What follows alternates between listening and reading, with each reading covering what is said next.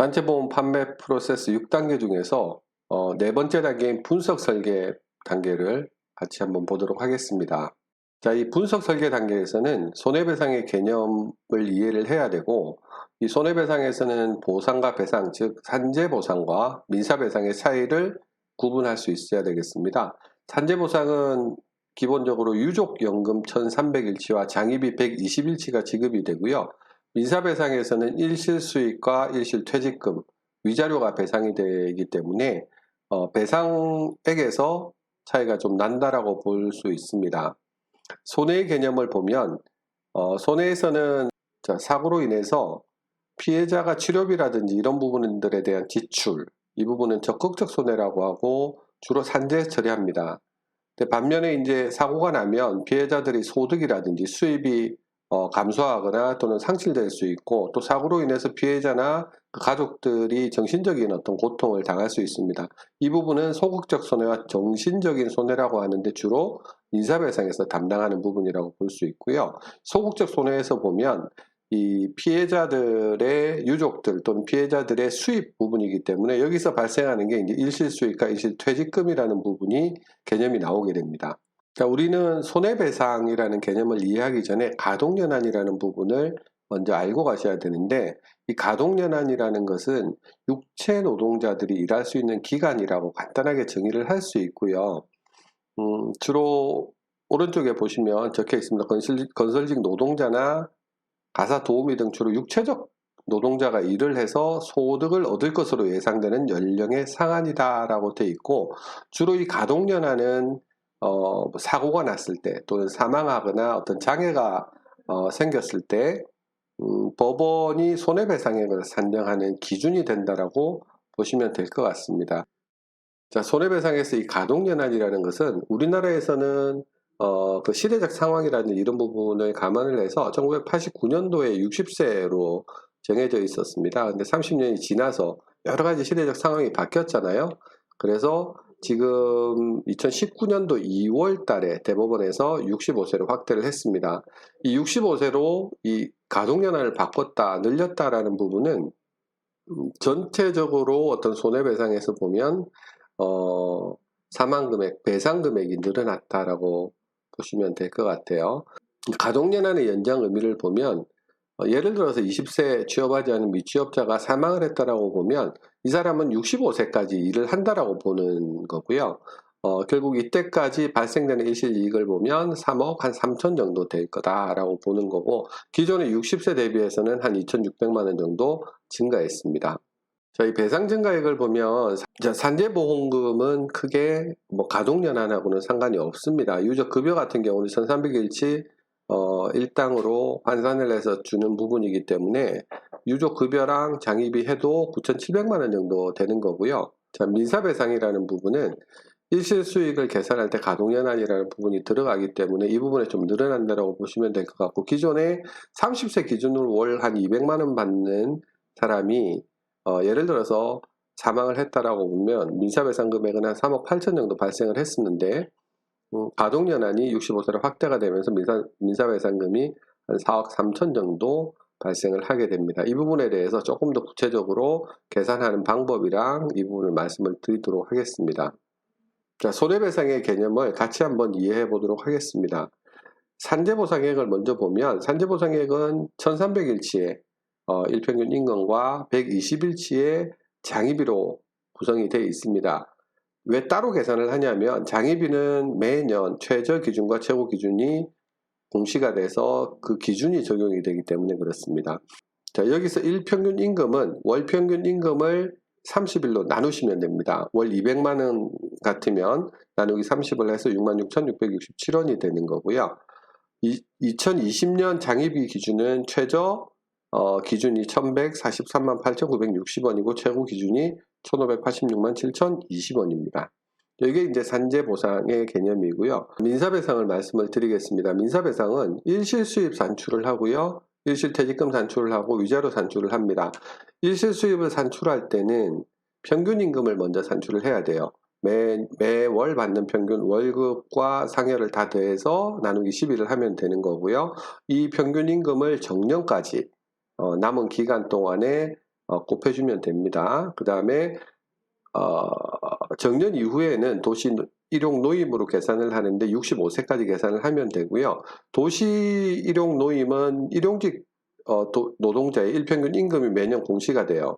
그래서 2020년 기준으로는 13만 246원이고요. 30일 일한다고 보는 건 아니고 22일 동안 일을 한다고 보는 겁니다. 그래서 이 도시 일용 노임을 언제까지? 네, 정년 이후에 65세까지 일한다고 보는 거고요. 사망을 했을 경우는 본인 부담액이 빠지기 때문에 곱하기 3분의 1을 하고, 민사배상은 과실 책임주이기 때문에 사업주 과실률을 적용을 해요. 저희가 기본적으로 법정에 가서는 이제 과실률을 따지겠지만 저희가 계산할 때는 80% 정도 놓고 계산을 하시면 되겠습니다. 자, 그 다음에 일실퇴직금 부분은 평균 임금의 정년 잔여 연수를 곱해서 5% 할인율을 적용합니다. 5% 할인율 적용하는 부분은 1 플러스 5% 곱하기 정년 잔여 연수를 하시면 되고요. 나머지 부분은 수입 산출할 때하고 똑같습니다. 사업주 과실률을 곱하고 사망했을 경우에는 곱하기 3분의 1을 하시면 돼요. 자, 위자료 부분은, 위자료 산출을 할 때 부분은 이 피해자가 아무런 그 과실이 없다라고 보면 그냥 무조건 1억 원으로 산정을 합니다. 근데 피해자의 과실이 있을 경우에는 대법원에서 이렇게 정해놨어요. 근로적 과실률의 10분의 6에 해당하는 부분을 감액을 한 다음에 산출을 하라고 되어 있습니다. 그래서 1억 원 곱하기 1 빼기 근로적 과실률의 10분의 6 이렇게 계산하시면 위자료가 산출이 됩니다. 자, 민사배상을 같이 한번 계산을 해 보겠습니다. 평균임금 200만 원이고요. 남자 30세 근무 중에 재사망을 했습니다. 정년 55세로 봤고요. 자기과실률은 20%입니다. 그래서 기업주 과실률을 80% 적용을 하면 될 것 같고, 건설 보통인부 일평균임금이 2020년 기준으로 14만 246원입니다. 여기서 기간 계산을 할 때는 기본적으로 호프만 계수라는 부분을 사용을 합니다. 호프만 계수는 인터넷이나 여기 검색을 해보시면 나옵니다. 법원에서 사용하는 기간 할인율이 적용된 부분이라고 보시면 될 것 같고요. 민사배상할 때 일실 수입 산출할 때 이 호프만 계수 부분이 적용이 된다라고 보겠습니다. 제가 계산을 한번 해볼게요. 정년까지 이 사람의 수입은 200만 원에 아까 30세 사망했으니까 정년 55세면 300개월입니다. 300개월에 해당되는 호프만 개수를 찾아보니까 194.3457이 나와요. 그래서 200만 원 곱하기 이 300개월에 해당되는 호프만 개수를 곱해주고요. 그러면 3억 8,869만 1,400원이 나옵니다. 그 다음에 이제 정년 이후에 65세까지 부분을 계산을 해야 되는데, 도시일용 노임이 아까 13만 246원 곱하기 22일이라고 했잖아요. 이렇게 곱해주고요. 55세부터 65세 10년 120개월이니까 여기에 해당되는 호프만 개수를 찾으면 97.1451이 나옵니다. 곱해보니까 65세까지 일실수입은 2억 7,836만 735원이 나와요.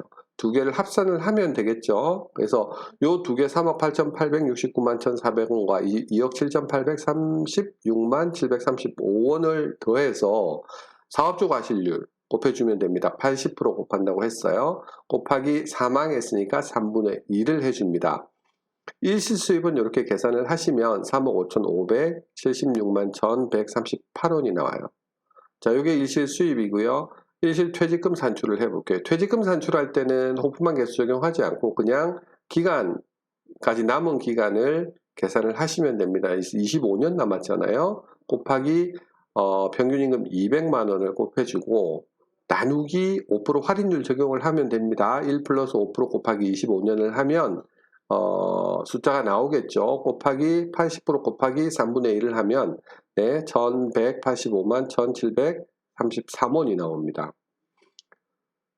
그 다음 위자료 산출을 해볼게요. 1억 원 기준이고 종업원 과실률 아까 20%였죠. 20% 적용한 거를 60%로 감액을 한 걸 빼주면 됩니다. 그래서 1억 원 곱하기 1 빼기 종업원 과실률의 60% 계산을 해보면 8,800만 원이 나옵니다. 이 세 가지를 다 더하면 이게 민사배상 금액이 되는 거예요.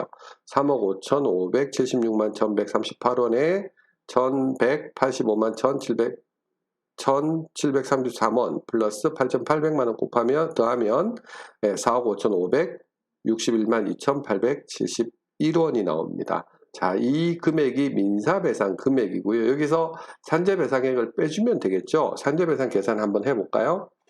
산재배상은 아까 1300일치의 일평균 임금을 곱해줍니다. 200만 원이었기 때문에 나누기 30을 하면 66,667원이 나오고요. 일시금 계산을 해보면 1300일치를 66,667원으로 곱하니까 8,666만 7,100원이 나오네요. 장입이 120일치 계산을 하니까 800만 40원인데 2020년 기준으로 최저기준 적용을 합니다.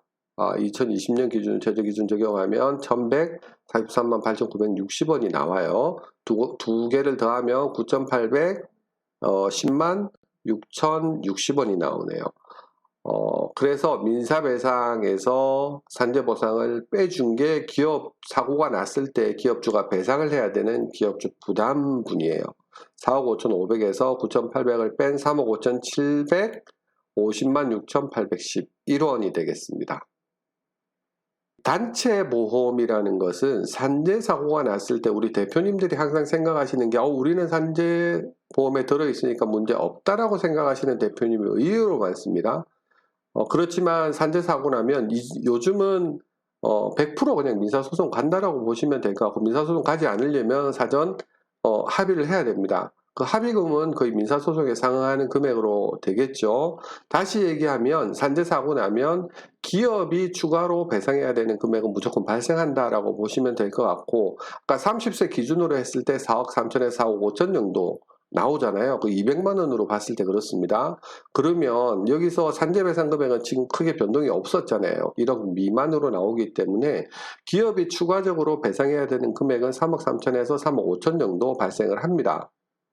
한 명 사고가 났을 때 이 정도이기 때문에 이게 뭐 사고라는 게 한 명만 나라는 법은 없잖아요. 2명, 3명 날 수도 있고 뭐 7억이 될 수도 있고 10억이 될 수도 있습니다.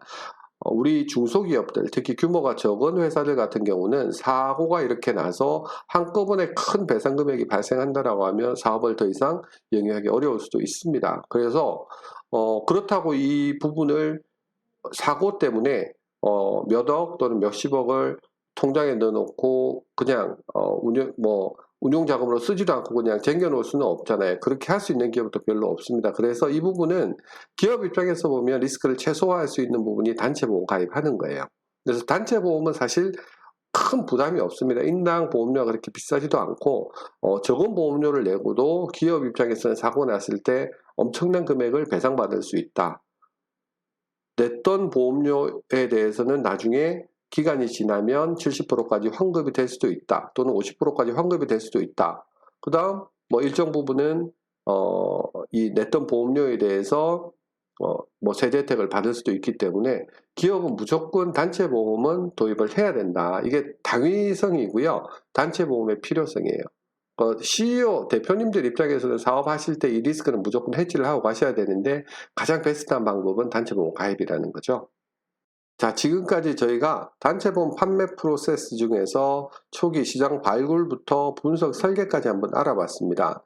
이게 어떻게 보면 영업을 처음 단체보험 시작하실 때 시장을 어떻게 발굴하고 또 어떻게 접근을 하고 가서 어떤 얘기를 하고 단체보험이라든지 이런 부분을 가지고 어떻게 니즈 환기시키고 가치 제한하는지 이런 부분들이 많이 궁금하셨을 거예요. 그래서 뒤에 뭐 계약 체결하고 시장 관리하는 부분은 단체보험을 조금 더 들어가서 세부적으로 봐야 되는 부분이기 때문에 초기에 단체보험을 이해하기에는 이 시장 발굴부터 분석 설계까지 보시면 계략적으로 단체보험이 어떤 거구나라는 부분을 충분히 이해하실 수 있을 거라고 생각합니다. 자, 여기서 강의는 마무리를 하겠습니다.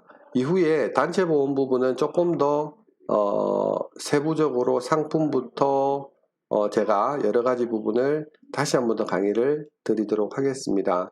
네, 앞으로 좋은 강의 가지고 더 자주 찾아뵙도록 하겠습니다.